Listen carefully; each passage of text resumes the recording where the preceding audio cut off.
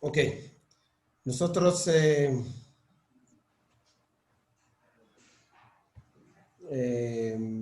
vamos a ver la parte del rezo.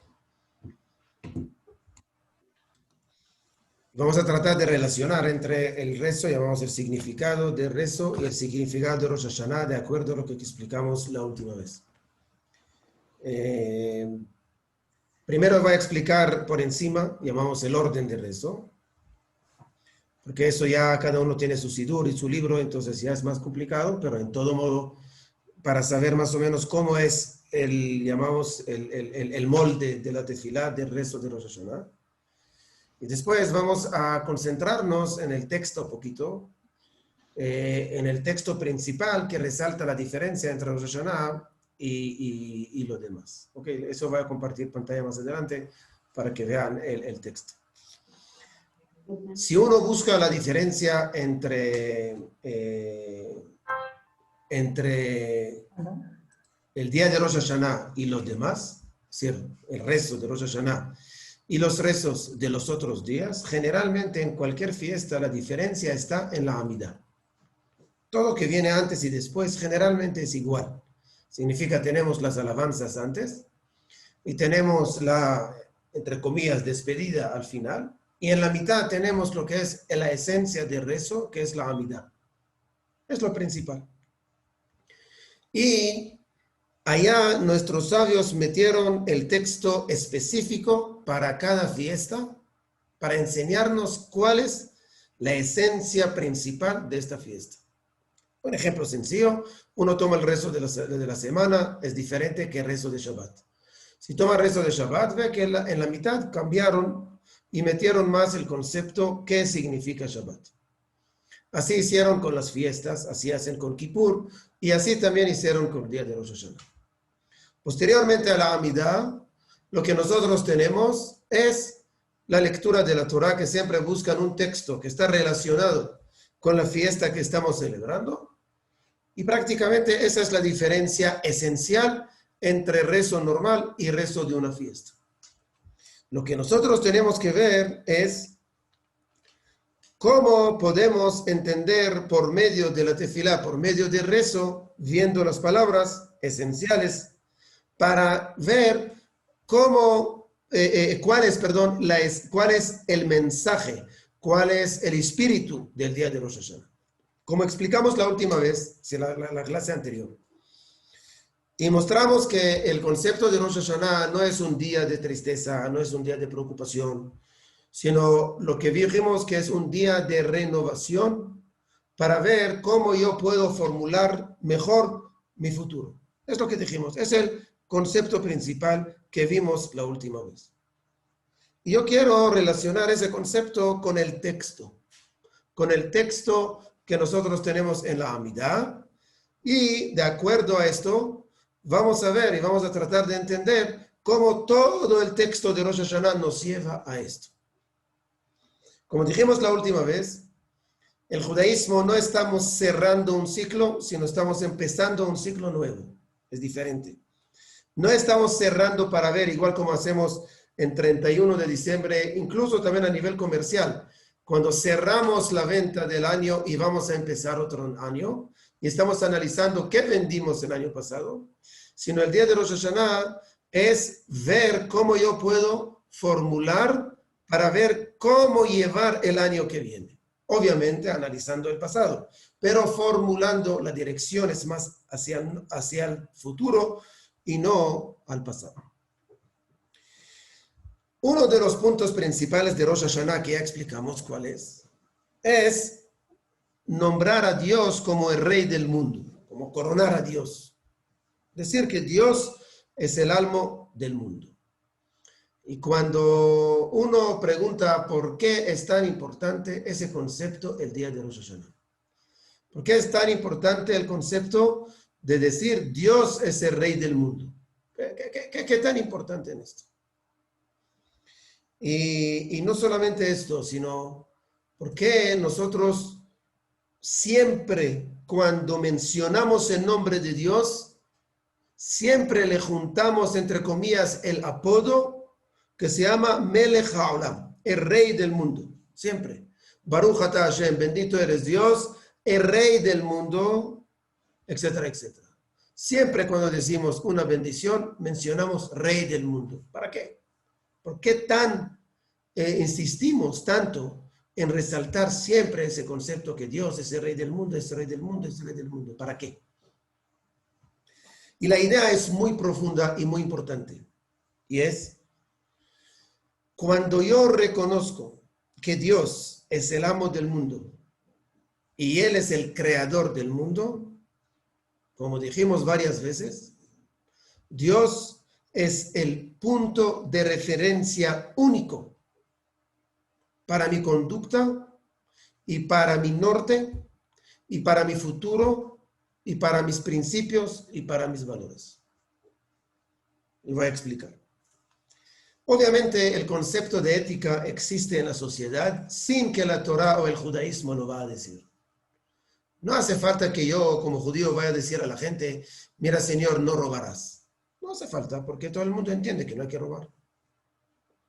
Pero hay una diferencia muy pequeña que se convierte en grande. Y es que la ética humana es una ética subjetiva. Y la ética divina es una ética objetiva. ¿Qué significa? La ética subjetiva es una ética que se cambia con el tiempo. Es decir, si yo voy a vivir, no sé, en un lugar entre una tribu de caníbalos, llegará el momento que yo también voy a empezar a comer carne humana. ¿Por qué? Porque las reglas de ellos, de acuerdo a su ética, no hay ningún problema de comer una carne humana. Es decir, que la ética humana es una ética variable, es una ética modificada.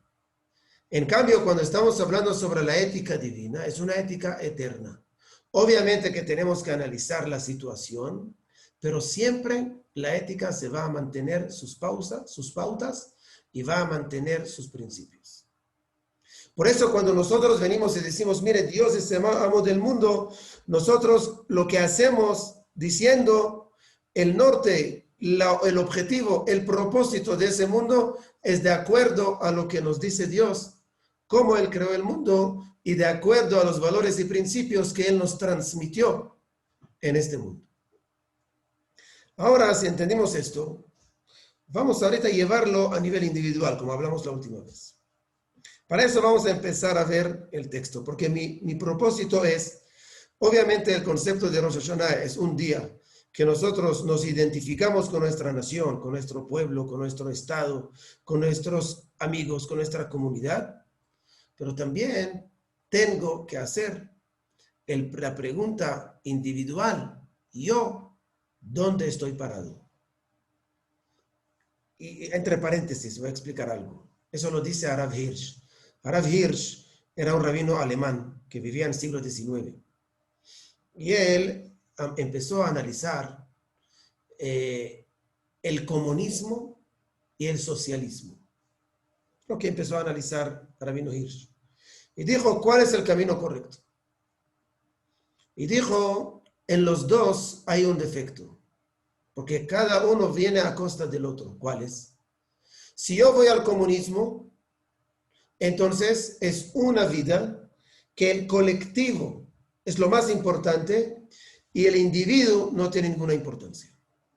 Necesitamos la patria, el país, todo es importante, pero el individuo no tiene ninguna importancia. Y el socialismo se concentra el individuo, pero no hay una exigencia de mantenimiento y sustento del colectivo. Por eso viene Harav Hirsch y nos dice, ¿qué nos ofrece el judaísmo? El judaísmo nos dice, si nosotros queremos formar un colectivo correcto y fuerte, hay que trabajar en cada perfección de cada individuo, pero relacionado al colectivo.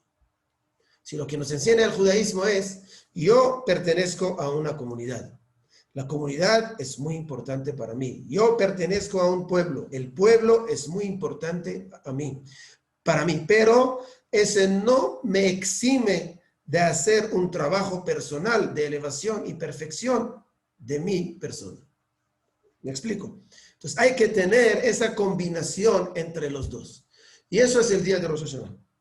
El día de Rosh Hashanah, cuando llegamos, es un día donde nosotros vemos el universo, no solamente el pueblo de Israel, el universo. Pero con base a esa conexión al universo, asumiendo la responsabilidad colectiva por medio de la corrección y el mejoramiento individual. ¿Ok? Y eso vamos a tratar de verlo por medio del texto. Entonces voy a compartir pantalla para que veamos. No hay mucho, digamos, no va a traer mucho texto para no hacer muy... solamente pero para verlo. ¿Ok? Acá ese rezo que nosotros conocemos del día de Rosh Hashanah, prácticamente el cambio principal empieza desde acá. Desde acá empieza donde está acá hago, ¿no? Ataca 2. Desde acá empieza el cambio en el rezo de Rosh Hashanah de los rezos de los otros días. ¿Cuál es el cambio? Y voy a leer, aquí tienen la parte de español, voy a hacerlo un poquito más grande para que lo puedan ver. Okay. Entonces,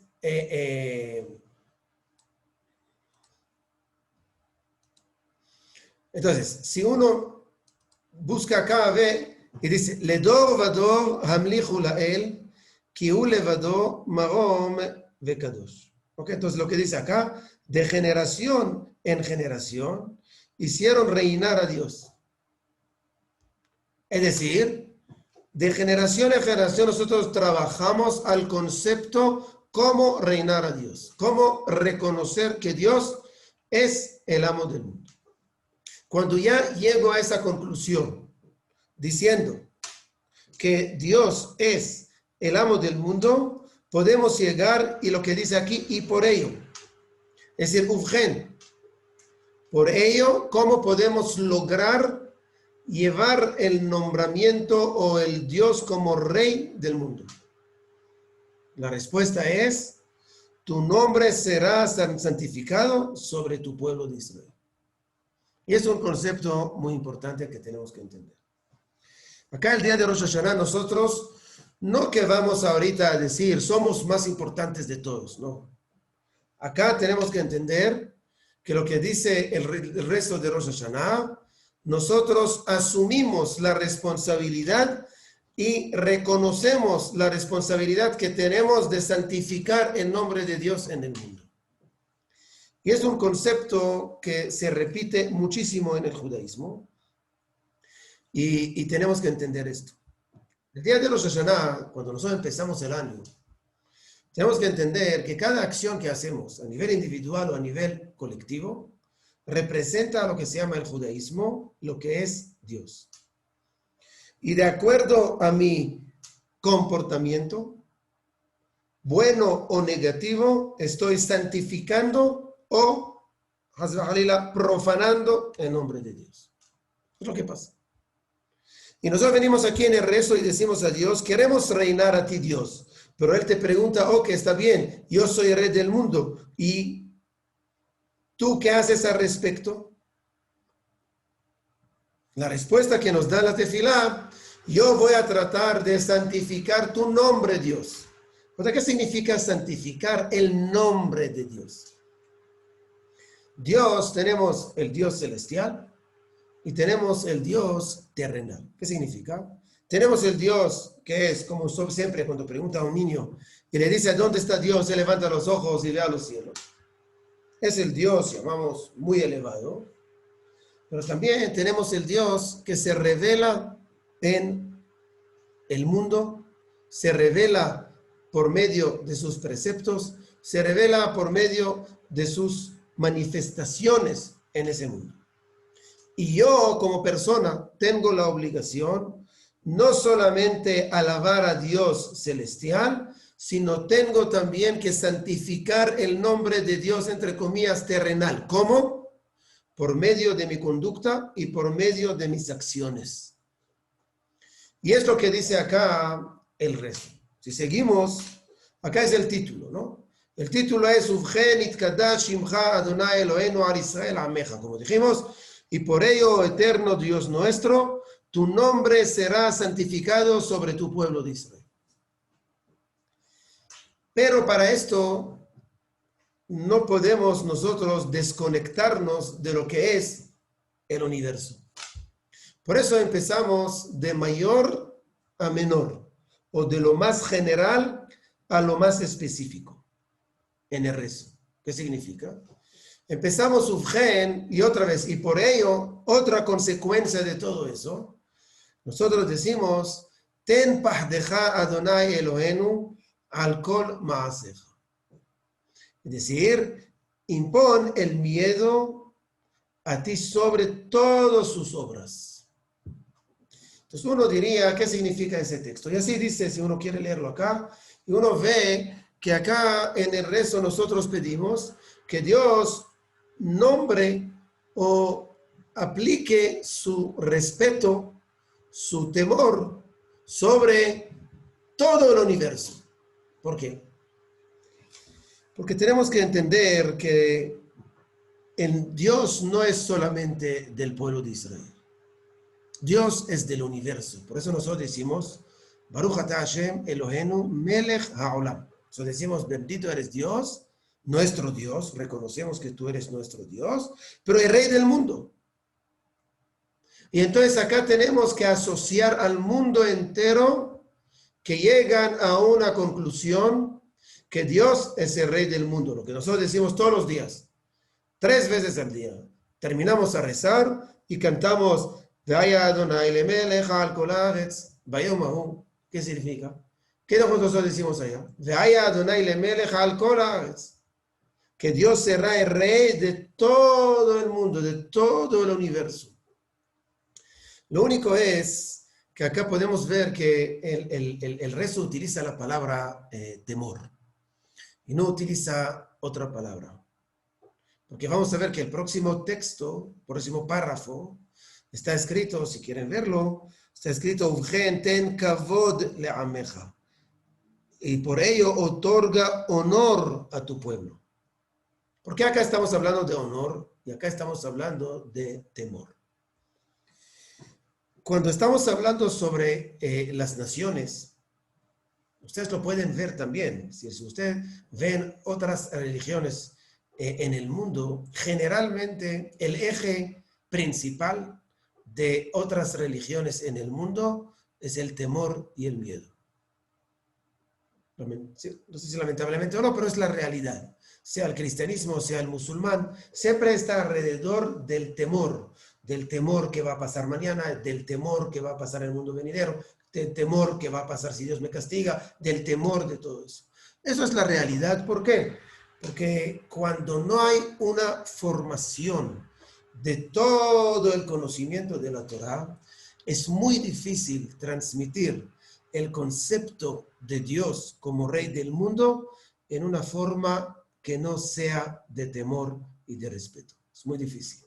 Es igual cuando nosotros venimos y hablamos cuando viene el profesor y entra al salón, cuando está en primaria, obviamente que cuando él muestra una autoridad y muestra una firmeza, los niños lo respetan y lo temen.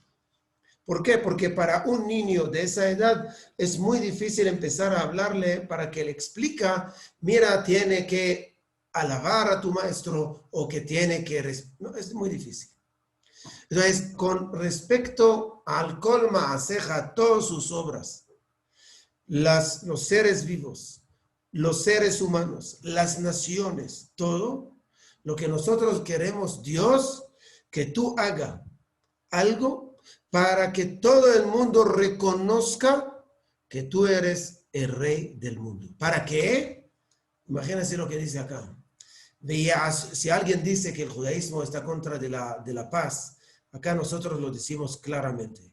Ve'yasu julam aguda ehad la'asot retzonecha belevav shalem.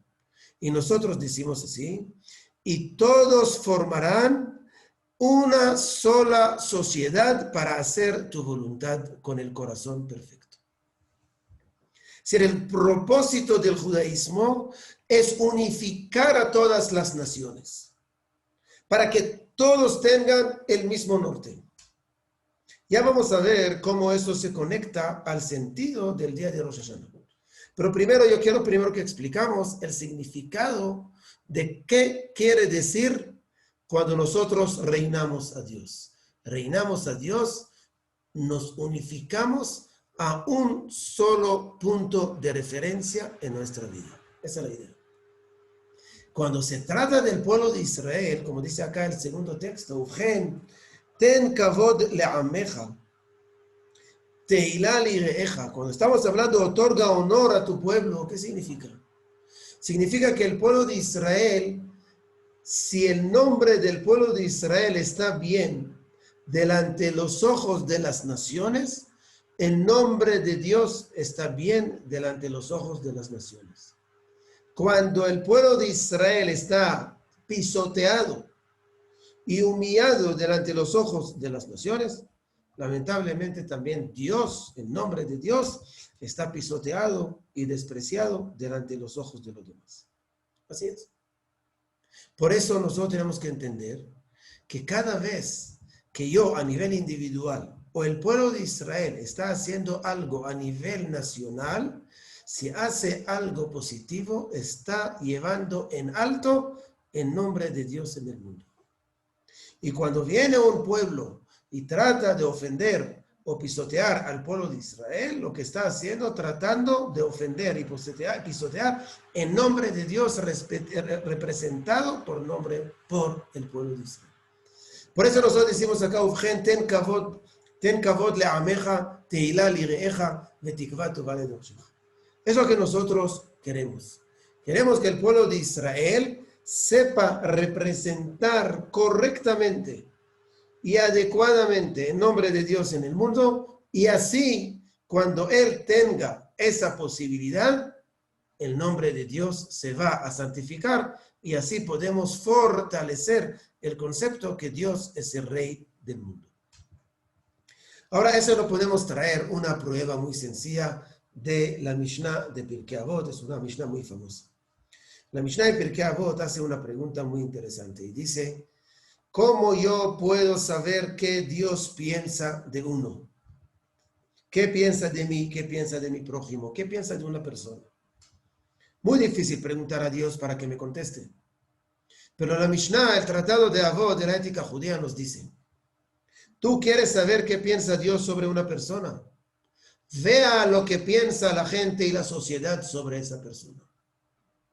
Cada persona que es querida por la sociedad es querida por Dios. Cada persona que es rechazada por la sociedad es rechazada por Dios. Y uno pregunta, ¿qué tiene que ver?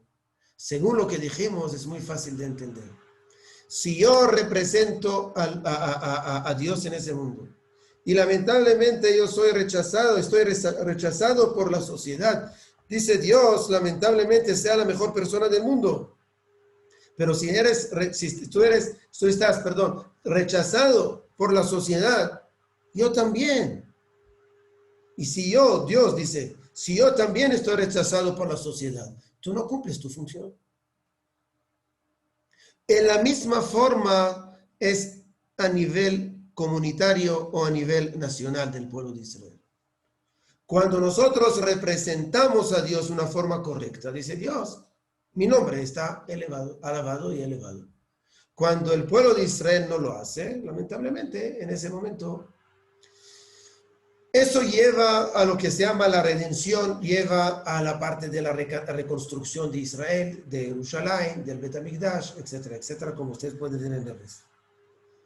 El último párrafo, que es esto, Uvgen, y por ello, Tzadikim yir'u veismahu visharim ya'alos. Cuando los tzadikim y los rectos y los justos y los devotos, cuando ellos van a ver cómo todo el mundo se unifica, cómo el pueblo de Israel representa adecuadamente el nombre de Dios en el mundo, entonces ellos van a llenarse de alegría y van a empezar a alabar a Dios.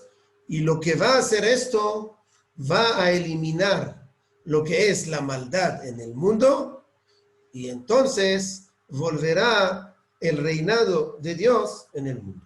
¿Qué significa?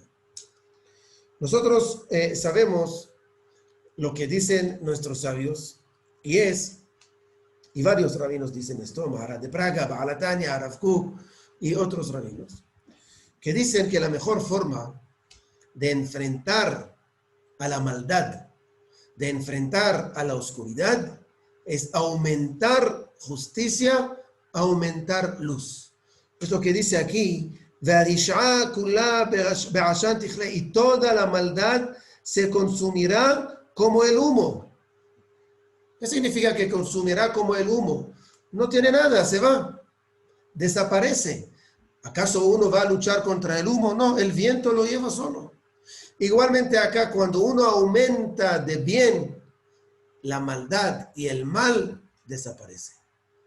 Entonces, lo que vimos acá en la tefilá de Rosh Hashanah en ese texto, vemos el orden, cómo podemos nosotros llevar a cabo el título que dijimos, que el título que empezamos la tefilá, el Amidah, que empezamos Itkadash Shimcha Adonai Eloheinu al Israel Amecha. Nosotros queremos reinarte, Dios, sobre el mundo y lo vamos a hacer por medio de santificar tu nombre por la conducta del pueblo de Israel. Pero hay que unificar y unir a las naciones a ese trabajo.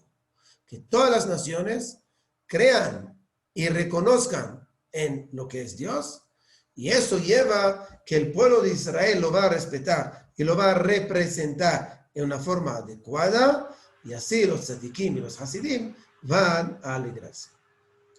Y la conclusión de todo eso, Vetimloch ata hu Adonai Elohenu me'era al kol ma'asecha. Y reina tú, oh eterno Dios nuestro, sobre todas tus obras en el monte de Sion.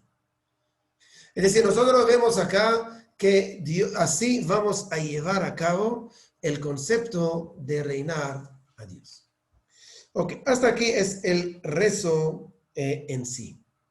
Ahorita quiero un poquito profundizar en lo que vimos. Eso es solamente para que veamos un texto. Yo quería que veamos un texto para entender más o menos el rezo de la Amidah. Pero quiero entenderlo un poquito más allá. Y después lo vamos a relacionar a lo que es el Musaf. ¿Qué quiere decir todo eso? Que yo tengo ahorita de reinar a Dios y que todo el mundo crea en esto y que yo ahorita el pueblo de Israel va ahorita a tener esos honores, etcétera. Esto, todo lo que dijimos ahorita. ¿Okay? ¿Qué quiere de mí? Todo eso lo que hace no es para asustarme, no es para meterme miedo, sino para hacerme recapacitar y reflexionar y ver cómo yo puedo renovarme, cómo yo puedo progresar, cómo yo puedo tener prosperidad correcta en la vida para poder santificar el nombre de lo que yo represento, que es el judaísmo y Dios, en la mejor forma. Y eso se refleja no solamente en la sinagoga, o mejor dicho, en la sinagoga casi no se refleja. Donde se refleja es en la vida real. Como papá, como mamá, como esposo, como esposa, como amigo, como vecino, como socio, como empleado, como jefe, como cualquier cosa en la vida. Uno tiene que ver y decir, ¿cómo yo puedo aportar, llamamos más, para hacer que el nombre de Dios se engrandezca más en este mundo? Por medio de mi Hoy en día, y estoy hablando con muchos, llamamos jóvenes, y la inquietud, vamos a decirlo así. La inquietud principal que nosotros podemos ver hoy en día en el judaísmo, nadie es contra el judaísmo.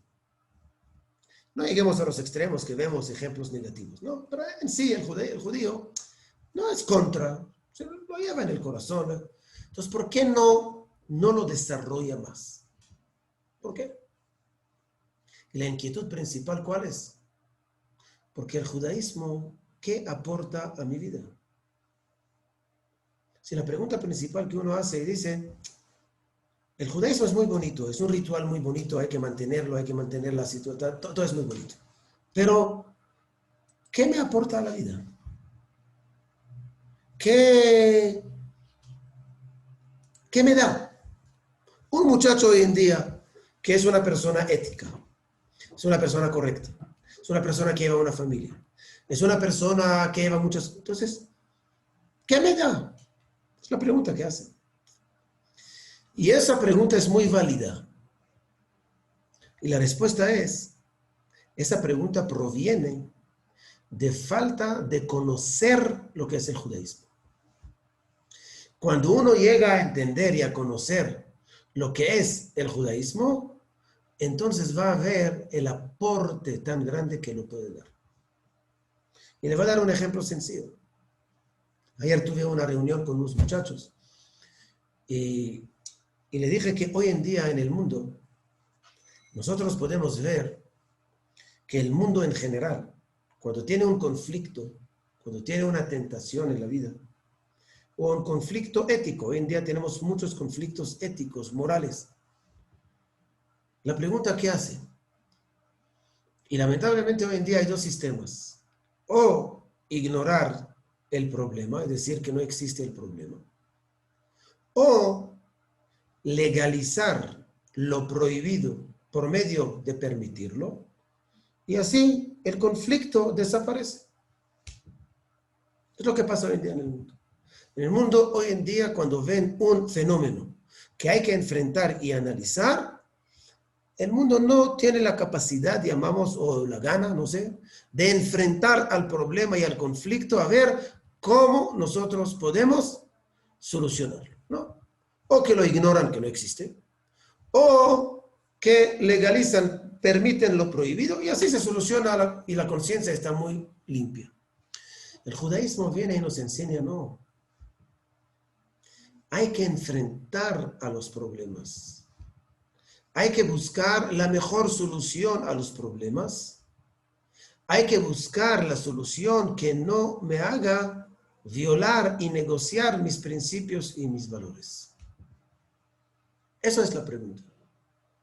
Y el judaísmo, por medio de todos sus preceptos y los textos bíblicos, nos enseña cómo adquirir esas herramientas para poder enfrentar a los conflictos en la vida, vivir en este mundo cotidiano en la mejor forma. Hoy en día, ustedes saben que muchísima gente va a hacer cursos de autocontrol, cursos de mindful, cursos de miles de cosas que una persona va y paga mucha plata para hacer esos cursos porque el ser humano siente hoy en día con el mundo que vivimos en siglo XXI, que es muy bueno, pero que está lleno de tentaciones y de presión y de angustias, ¿cómo yo puedo llegar a un equilibrio espiritual personal? ¿Cómo? Y cada uno busca una forma de hacerlo.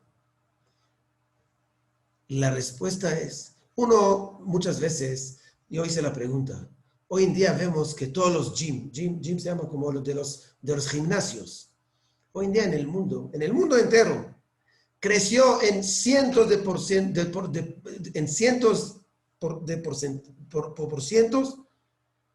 la demanda, llamamos a esto. Antiguamente para encontrar un gimnasio había 2. Hoy en día hay 200. Y uno pregunta por qué. Si vamos a analizar un poquito, ¿por qué en el mundo entero hay? Entonces uno va a decir, no, porque todo el mundo quiere tener músculos y todo el mundo quiere tener el cuerpo así muy bien, con una figura muy buena. Mentira.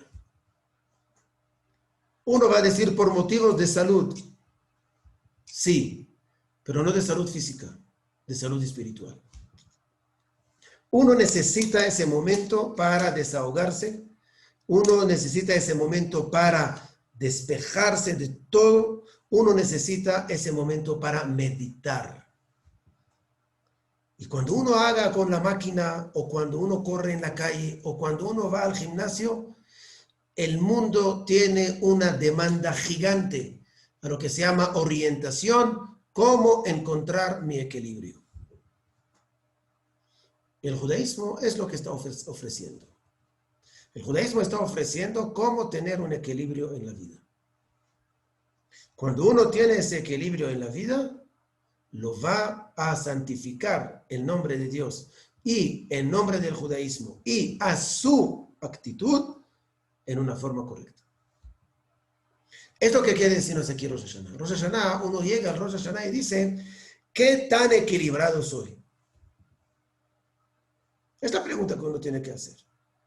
¿Y cuál es mi plan para el próximo año de renovarme, de avanzar, de progresar y tener una prosperidad en mi vida, pero de una forma correcta, profunda y adecuada? ¿Cómo se hace?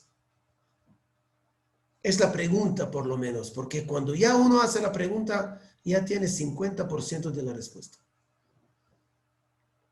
Lo difícil no es encontrar la respuesta, lo difícil es hacer la pregunta y aceptarla. Y ahorita esto vamos a ver cómo se logra por medio del otro rezo de Rosh Hashanah. Es el primer rezo de Rosh Hashanah. El segundo rezo de Rosh Hashanah es el Musaf. No vamos a traer el texto porque es largo, pero Musaf está dividido en 3 partes. Lo que se llama Malchuyot, Zichronot y Shofarot. Si uno ve el día el rezo, de Musaf, ve que está dividido en 3 partes. La primera parte, después lo que leímos ahorita, después que se lee esto, empieza en la parte versículos que hablan sobre reinar a Dios. Segunda parte se llama recordar al pueblo de Israel y a los méritos de nuestros antepasados, al mundo entero también. Tercera parte, Shofarot, versículos que hablan sobre el shofar. ¿Qué quiere decir esto?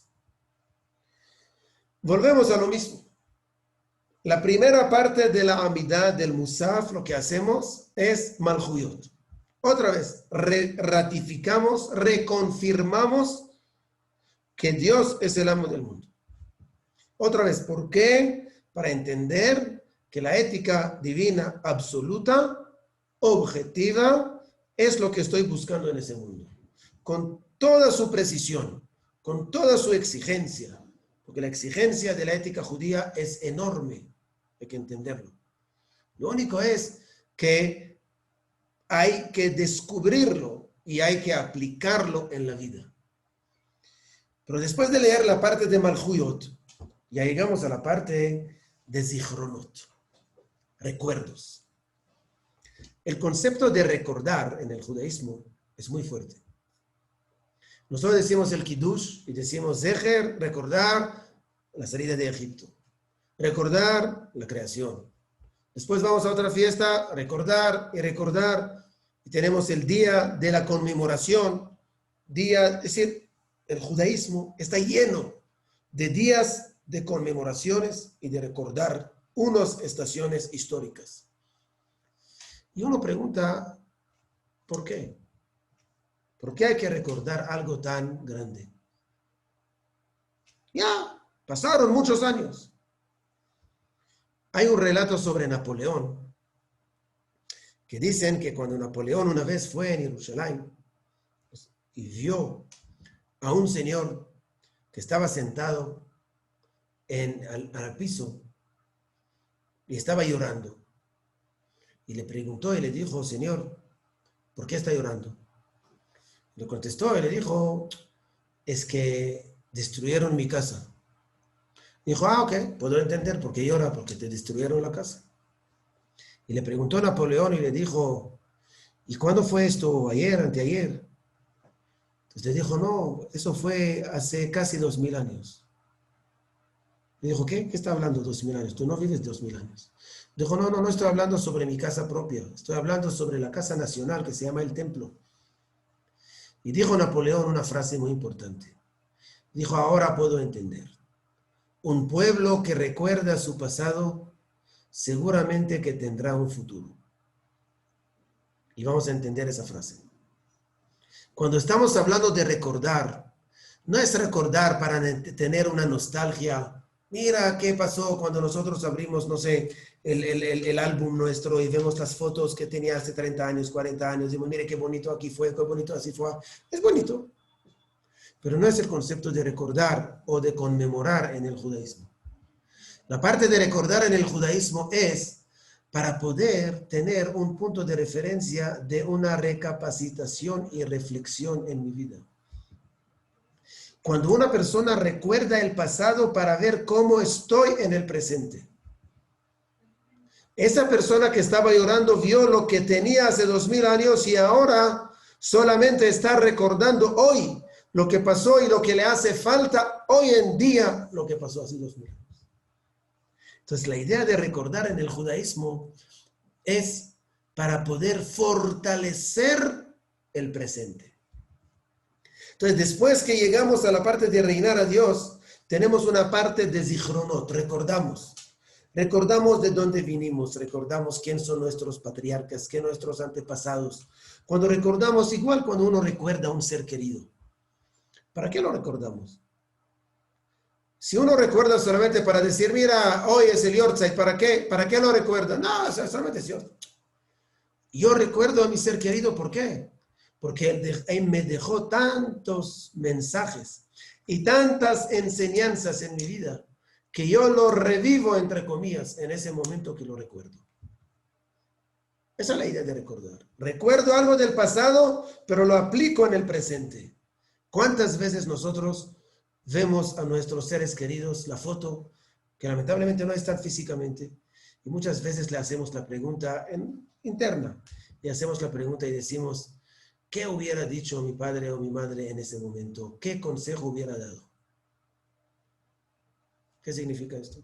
Yo lo recuerdo, pero lo revivo hoy en el presente para ver cómo él me puede apoyar, cómo él me puede aconsejar ahora, aunque él no está. Es el concepto de recordar. Recordar el pasado para convivirlo en el presente y fortalecer el presente. Entonces ya en ese momento ya estoy en etapa de recapacitación, una etapa de un examen de conciencia. Mi presente, ¿cómo está? Y después llegamos a la tercera etapa. Y la tercera etapa es shofarot, el shofar. El shofar es reinar a Dios, ¿verdad? Pero B'ezrat Hashem, en la próxima clase vamos a estudiar y vamos a ver la parte del significado del shofar. Pero el shofar en sí, lo que tiene que hacer es un sonido que sale de un instrumento, entra a mis oídos, se penetra a mi personalidad y me causa una reflexión para ver qué futuro yo quiero. ¿Cuál es mi programa para el próximo año? Entonces ya la tercera etapa de shofarot viene a despertarme viendo, ya pasé, si hacemos 3 etapas, ¿no? Primera etapa es reinar a Dios. Segunda etapa es ver cómo estoy hoy en día. Y el shofarot, la tercera parte es cuál es mi plan para el próximo año. Es la parte de shofar, de hacerme, como dicen nuestros sabios, shaperu ma'asechem, significa despierta. Hay que sacudirse poquito para ver si estoy parado, porque el ser humano tiene una debilidad y es que no quiere salir de su zona de confort.